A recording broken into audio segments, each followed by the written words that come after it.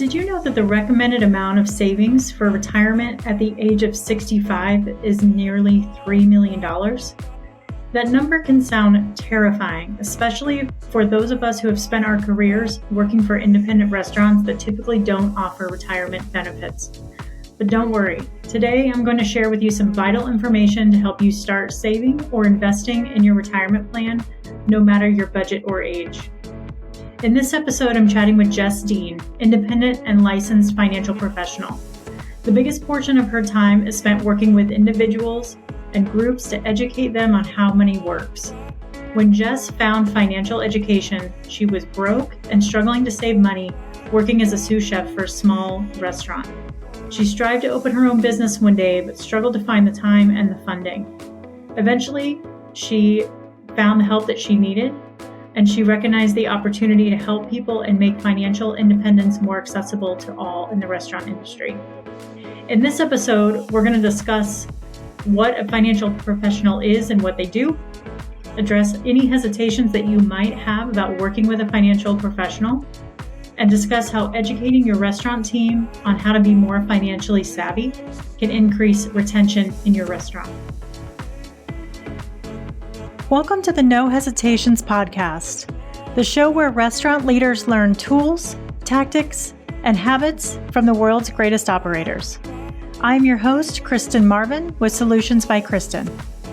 I've spent the last 2 decades in the restaurant industry and now partner with restaurant owners to develop their leaders and scale their businesses without wasting time and energy so they can achieve work-life balance and make more money.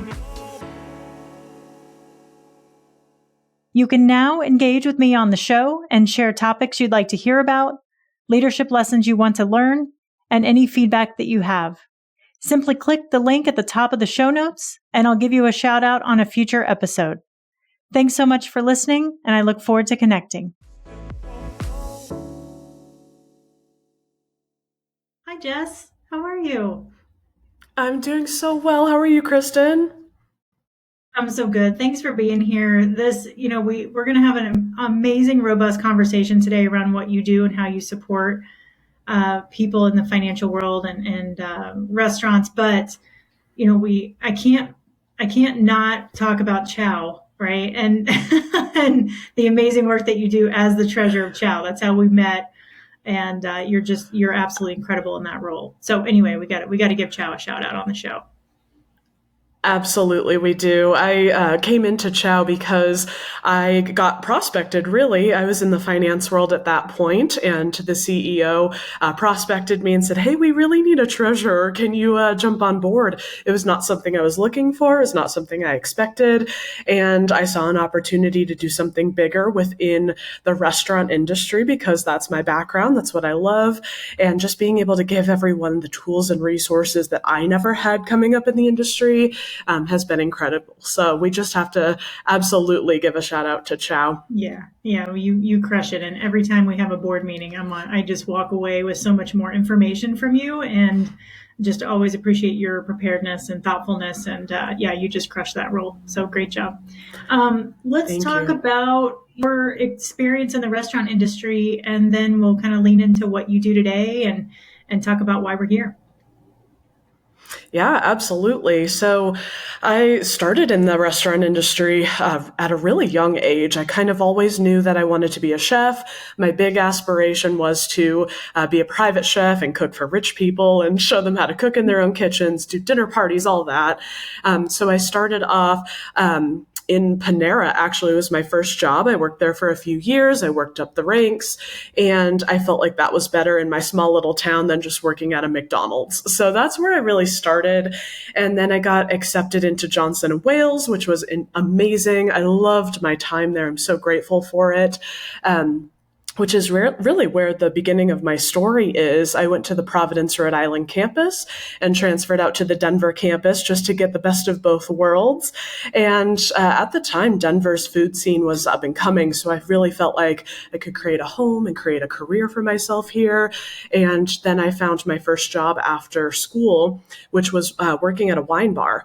It was the smallest little kitchen. It was exactly what I wanted it to be. It was perfect for me because I never saw myself myself working in big hotels or long kitchen lines or anything like that. So it was perfect. I quickly became the chef there after the chef I was working under decided he needed to move on.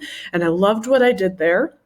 And then the restaurant owner decided it was her time to sell the restaurant to somebody in real estate who had no restaurant experience whatsoever. And that was really tough. I got knocked back down to sous chef, and she had brought in a chef under her who was, dare I say, male. And he had a very big ego and made me question a lot about my position in the restaurant industry.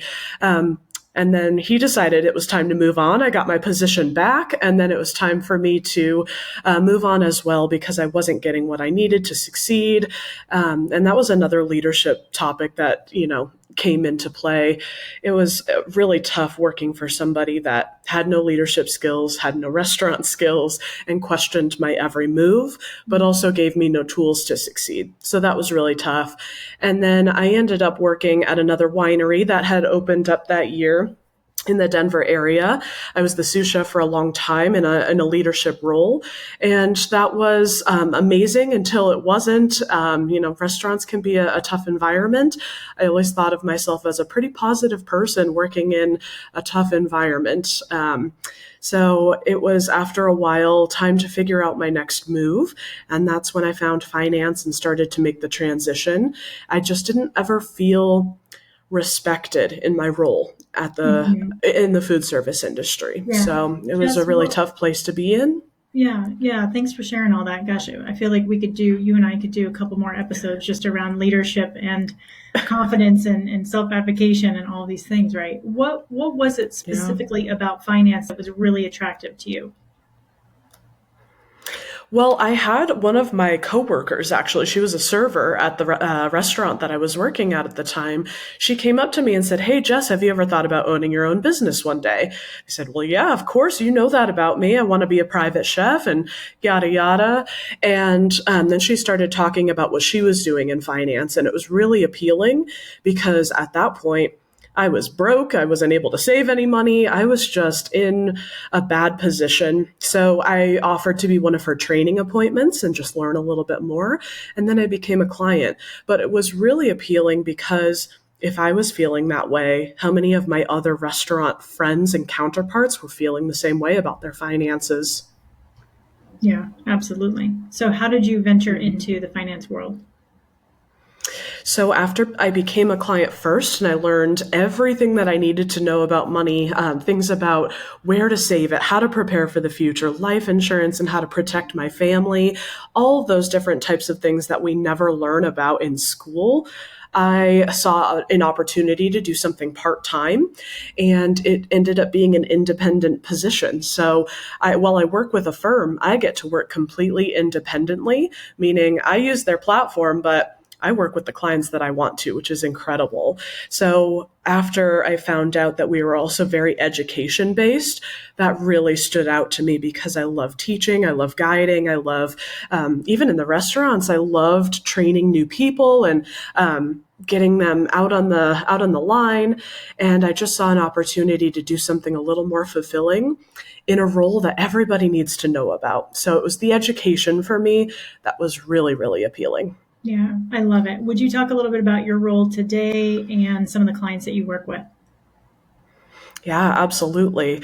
So my role today is a licensed financial professional. I've been doing that for about 6 years now. Gosh, that's crazy to think about. The transition was interesting. I didn't move into it fully. I still worked at a restaurant in the early years. And just doing both was really eye-opening because my mindset started to change. I started to see the people around me struggling. Restaurants don't offer benefits a lot of the time. They don't offer a lot of education around how to utilize their tips and how to pay your bills and things like that. So while I was working both jobs, I started to see a lot of the reason why I had moved into finance in the first place in all of the people that I was surrounding myself with.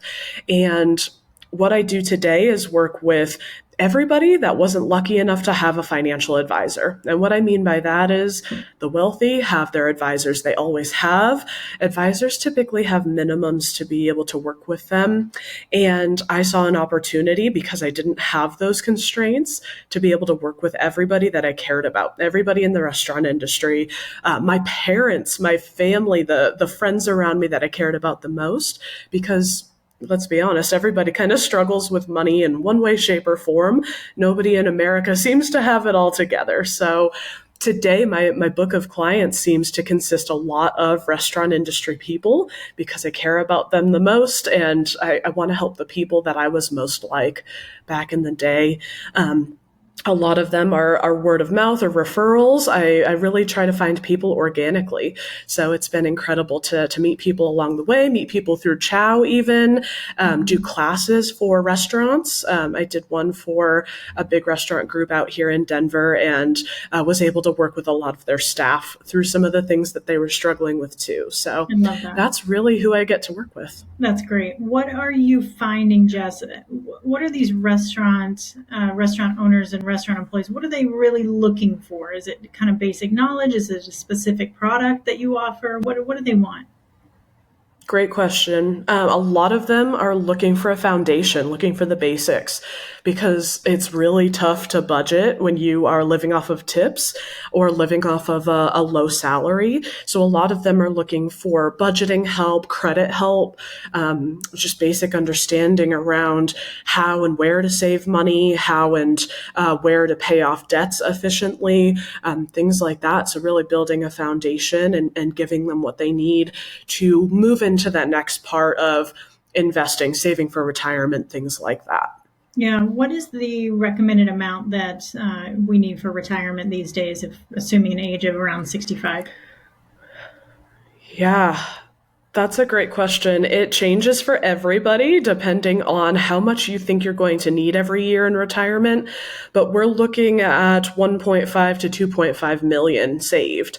And the biggest reason is because we're not sure Social Security is going to be there or what that is going to look like. It even says on the Social Security website, it might not be available to us younger generations. So being able to prepare people and set a foundation so that they can move into that space and feel comfortable saving their money and investing for their futures instead of really focusing on the now is very important too, and something that I get to talk about every day.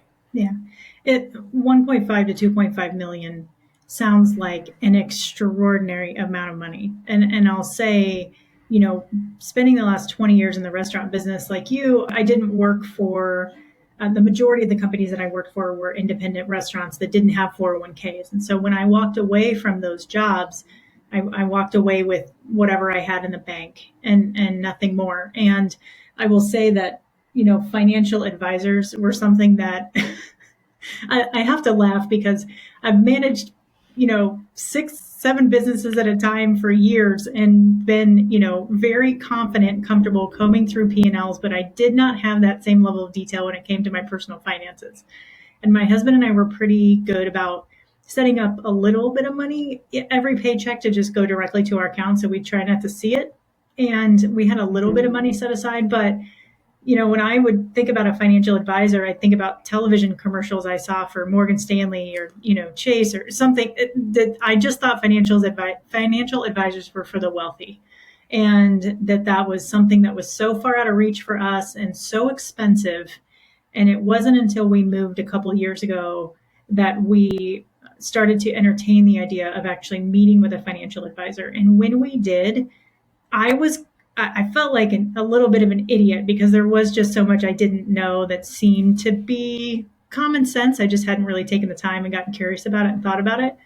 But the process was amazing. And I thought we had to pay a bunch of money up front to even work with a financial advisor. So I learned so much during that process. And we're going to get into this in a little bit, but let's talk about, those were my specific reasons for not working with a financial advisor or even starting the conversation. But what do you find are the major roadblocks and what's the big elephant in the room here? Why more people, especially in the restaurant world, don't work with people like you?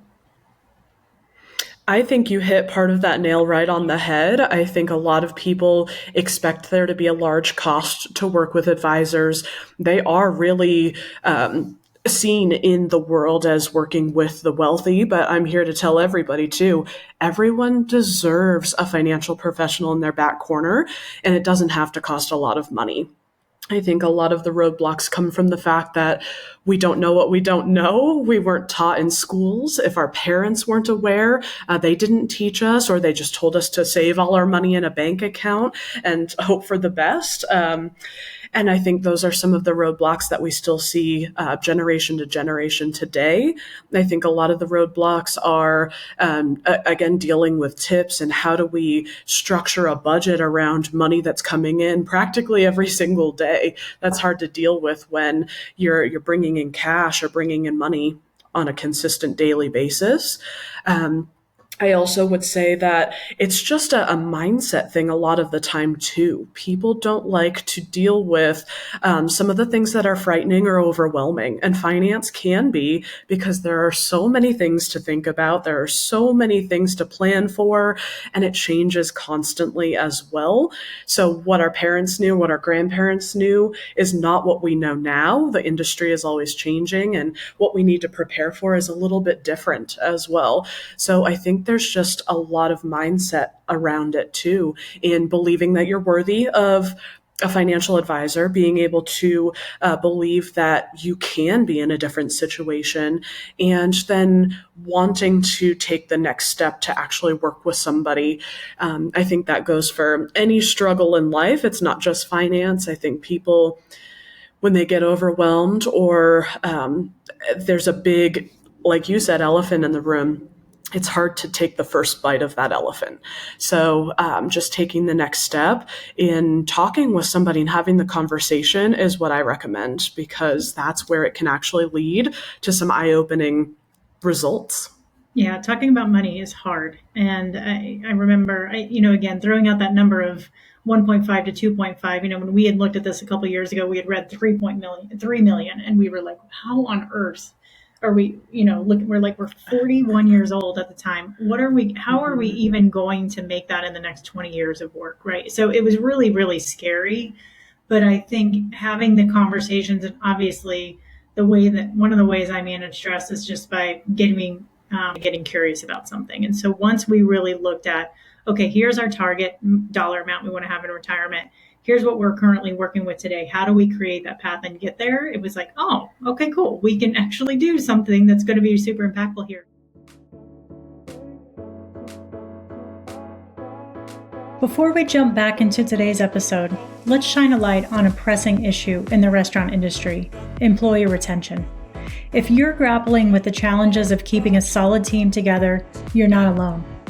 I would like to extend an invitation for a quick 15-minute discovery call to discuss your specific situation and explore strategies to boost restaurant retention. Your team is the heart of your business, and retaining great talent is crucial for your mental and physical health, as well as the health of your business. Visit my website at kristenmarvin.com/contact to schedule your call. Let's collaborate to enhance your retention strategies and create an environment where your team thrives. Now back to the show. Thanks for tuning in, and I'm eager to connect with you soon.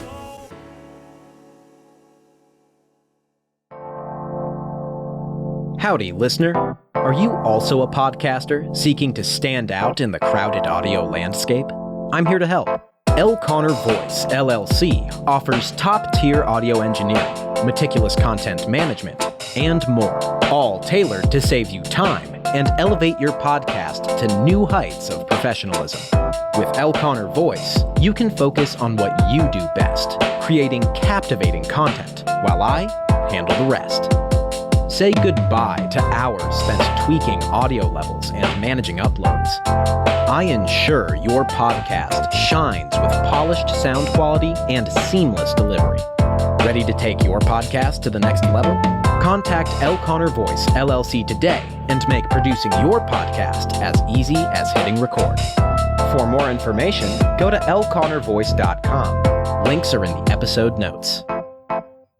So let's talk a little bit about I'm assuming that you do consultations or, first sessions with people. What does that discovery process look like? What happens during those conversations? That's a great question. So usually my first conversation will be very light, 15 to 20 minutes sometimes, over the phone, just getting to know somebody. What are you trying to accomplish? Where are you at now? What are some of the struggles that you're seeing with money? Why are we having the conversation in the first place? I really want to know kind of what they're feeling and where they're at, because in that first conversation, I can tell some of the money mindset that they have and some of the things that we may need to work on. So that's what we do first. And then after, if I feel like there are some recommendations I could give over the phone really quickly, if it's foundational based, like budgeting or getting out of debt or things like that, I talk through those things over the phone with them. But if I feel like a more in-depth strategy could be of value to them, then we move into another hour-long conversation.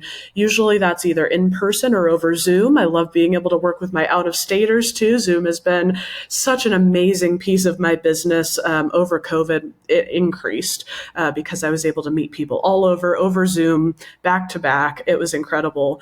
And that hour-long conversation usually consists of what are their goals and dreams? What are they trying to accomplish? Because I think as adults, we start to lose those dreams again. We start to feel the pressure of, having to save for retirement or having to buy a house one day, or how am I going to pay for having the children that I want to have? And all of those pressures really diminish what we can allow ourselves to dream about. So really diving deep into what they would want to accomplish if money were no object, both short-term, mid-term, and long-term, because when we're stuck in the short term, a lot of the time, it's really easy to get bogged down with, oh, well, I can't do that until I have this debt paid off, or I can't save money until my debts are completely paid off, or I would like to do that thing, but I don't know how I could do it. So we really dive into what those things are if you weren't thinking about money at all. Then we dive into their cash flow. I need to find out what they're bringing in and what their expenses are every single month, so we can see if there's a cash flow problem going on. Somebody needs to cut back on their expenses or maybe make a little bit of extra money. That's a huge, important part of our conversation. I do move into their debt picture, finding out what they're paying on currently, if they're paying extra on their debts or just making the minimum payments, if they need their credit score for anything in the future. Of course, talk about emergency fund. When I was in the restaurant industry, I had no emergency fund ever. And it seemed like things popped up all the time for me that I would just have to deal with, borrow money, put it on a credit card, and have to owe later in order to deal with those emergencies.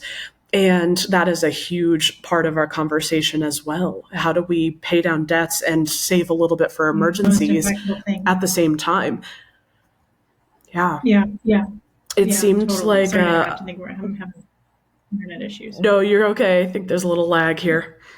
Yeah, no worries. But I think emergency fund is super important. And when you don't have one, it seems like those emergencies tend to come up a little more frequently. We also talk about life insurance and how important that is. When I was going through my friend's initial consultation and she was teaching me about life insurance, the biggest thing for me as a single young person was if something happened to me and I passed away, I wouldn't want my parents to have to come up with $10,000 to $20,000 for a funeral for me, or have them have to pay for my big student loan from Johnson & Wales. So that was a big important part to talk about too as a young single person, but especially as talking about families or people that may have some debt or people that want to protect their families. And then, of course, that retirement conversation too. When do you see yourself having to stop working, or when would you like to stop working? How much money are you going to need to have? Do you have anything currently in 401ks, IRAs, anything like that you've been able to save so far?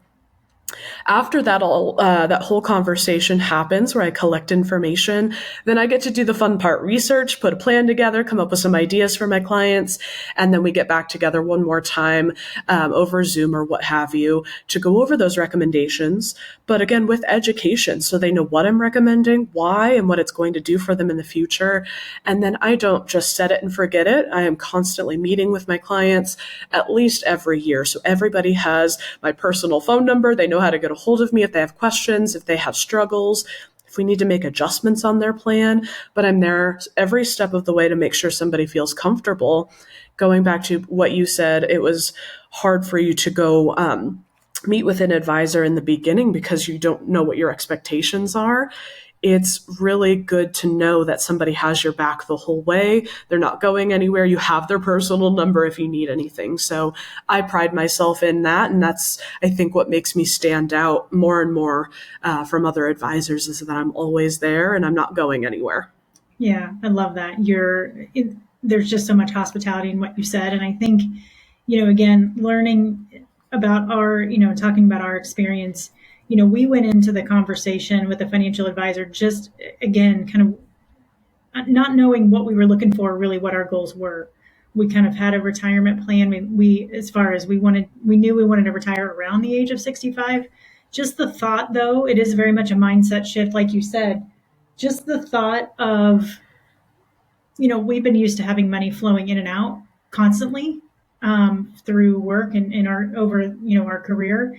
Now that I've started my own business, money doesn't flow like it used to. And so the thought of being at the age of 65 and no longer having money coming in and just having to live on the money that you've got in your savings sounds terrifying, especially now that we've kind of experienced months go by and money doesn't come in, right? It takes time to build business, as you know, right? And so I think when we first went into our conversation with our advisor, we had said, we don't have any money here to invest. We want to have you look at everything that we've got going on and give us your best recommendation, because we just didn't know what we didn't know, right? And again, there's so many products and services out there that we just didn't even know were available. And so we started very easily by just saying, hey, let's look at our home and auto insurance and see if we can shop around and save some money. And if we can save any money there, then we'll look at rolling it into something like life insurance or something like that. And that's exactly what we did, which was perfect. And so, again, thinking about having I think leaning into those tough conversations, like you mentioned earlier, is really important, right? Like sitting across the table from my husband going, shoot, if something happens to me, he's not ready. He's not prepared financially, on top of the emotional aspects, right? And same thing for him. We wanted to make sure that we were setting each other up for success if God forbid something happened there.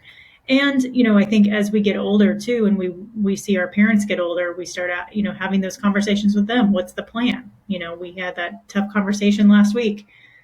What's the cost of a funeral versus cremation? What do we do? Right. And like you said earlier, that's 20 to 30 grand versus 2 to 3 grand. I mean, that's a lot of money that you need to be prepared for, down the road. So I think the more people have conversations about this, the more doors open, the more you can get curious about it. But it's also complicated, right? Like you start realizing that there's a lot more to plan for in your future than you think that there is, right? And you and I have talked about this. They don't teach us this in school, right?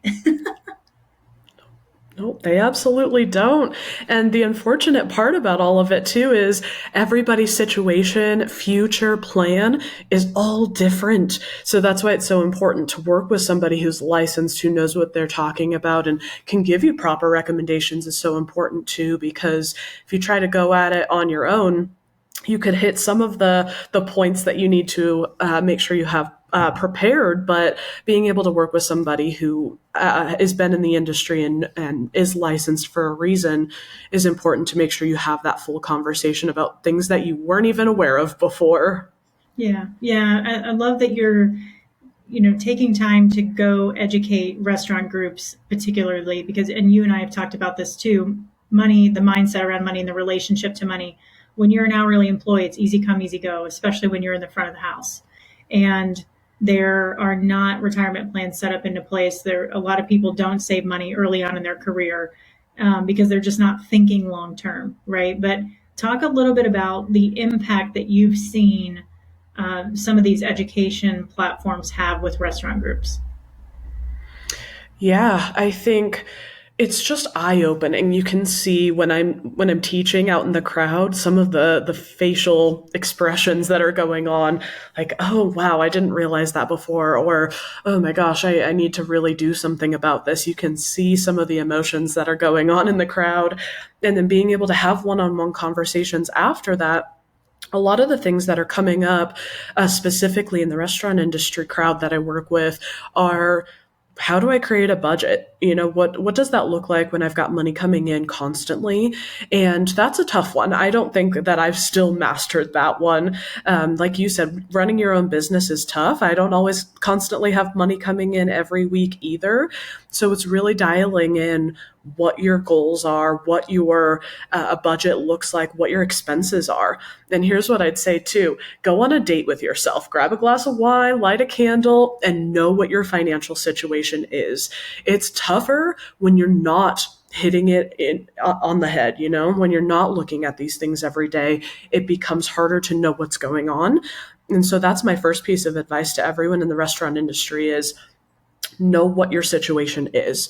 Really find out what your average income is when you're bringing in tips and your paycheck. Know what your expenses look like and have the ability to take control back over. That really gives you a good sense of what's going on so that you can have a little more control over that.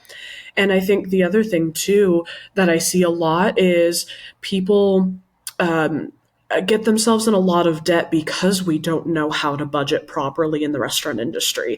It's easier to have that credit card that has a limit on it that you can spend rather than rely on a tip that may come in, tomorrow or that you may get tonight. So the problem I see a lot is people going into massive amounts of debt when they don't necessarily need to, and figuring out how to pay that off quickly and appropriately, because it really is the interest rates that are killing us. The last credit card interest rate that I saw with a client was up to 30%.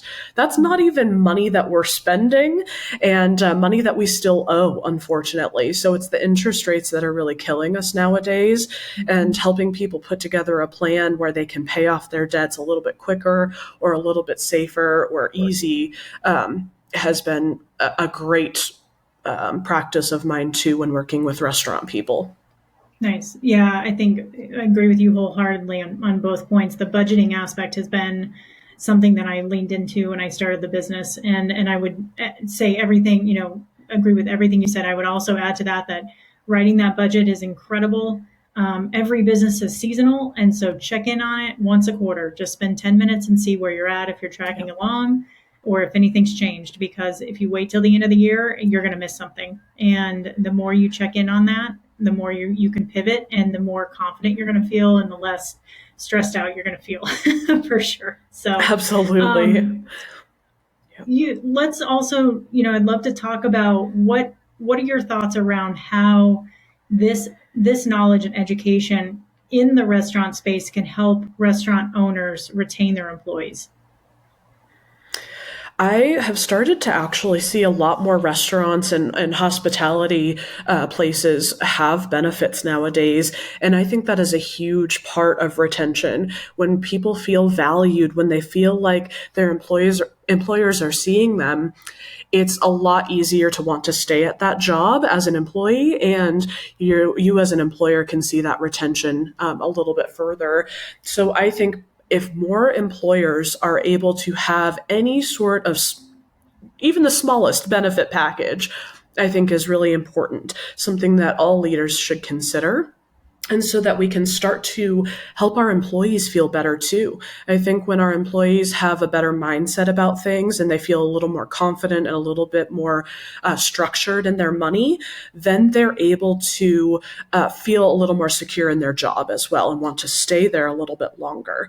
So I would say, figure out what amount you could put towards some benefits and treat your employees as you would want to be treated. Yeah, that's a great point. One thing that was really eye-opening for me during the pandemic when I was working in the ice cream world, the majority of our staff were Gen Z, and many of them, the pay structure was like it is in a lot of food and beverage places. It was hourly and tips. And some cash tips they would take home, but the majority of credit card tips would go to their credit card tips would go to their paycheck. And we would have a few employees come to us and say, I'm not making enough money. I see the sign across the street at McDonald's that says that they're paying 15 or, and this was a couple of years ago, $15 or $17 an hour. I'm only getting paid $11 or $12 an hour. I want to raise. And we would, and so the managers would go, well, they want to raise. And I'm like, no. That, like, hang on a second. They're actually making X amount of money, $18, $20 an hour, whatever. And they're like, well, they don't understand that because they don't understand the difference between tips and hourly, and they don't see it as one big picture. So we would spend time sitting down with those employees going, let's go over your paycheck and let's talk about what this means in the big picture. And I think you and I have talked about this too. How many times have we as managers had employees come to us and say, I'm not making enough money, I quit, or I found a job across the street that's going to pay me a quarter more or 50 cents more. I bet you if that employee had some education and financial knowledge around how to budget, and that was something that came from their employer, that would be a layer of support and a benefit to them that would help build trust and build that relationship. And they probably wouldn't care about an extra quarter an hour going across the street. I think it can really benefit restaurants to provide this type of 100% agree. Yeah, I think it's hard because a lot of leadership and restaurant owners don't necessarily know either. So if they're willing to educate themselves and make that next move to have all of the information themselves, but also rely on the people who are educators. They don't have to know everything. They just need to know the right people, right? So I think if they're able to rely on the people that have the information and be willing to bring those people in to have those conversations with their staff, then number one, the employees are seeing value in that employer. They're seeing that their restaurant owner cares about them a little bit more, helps. And then everybody has a place to ask questions. Everybody has a place to have conversation and open up amongst staff too.